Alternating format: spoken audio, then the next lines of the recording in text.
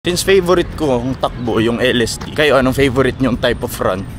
LSD today, favorite run ko. Kasi ginagawa ko to usually either end of the week or start of the week. Tapos since mahaba siya, tapos mabagal lang, nakakapag-isip-isip talaga ako. Either nakakapag-isip ako kung anong plano ko for the coming week, or parang nagkakaroon ako ng mini recollection tsaka consolidated na ideas and learnings from the week na nagdaan. Tsaka isa pang gusto ko sa LSD, since mabagal ako, na-overtaken ako ng mga runners na talagang mas mabibilis sa akin, tsaka minimimic ko yung movement nila. Kumbaga para ako natututo habang pinapanood ko sila. Saya nang mabagal, mas marami kang napapansin. Although preference ko lang naman yun. Siguro kasi nagkakaedad na rin, kaya hindi ko mapilit yung, kaya hindi ganun ka-enjoyable sa akin yung speed training, ganyan. Masaya din naman tumakbo ng ganun, pero mas na-enjoy ko talaga yung LSD. Siya pa ulit na gusto ko pag LSD. Kahaba nung duration ng takbo ko, darating yung point talaga na parang, you can't stop me. Parang tuloy-tuloy na lang talaga.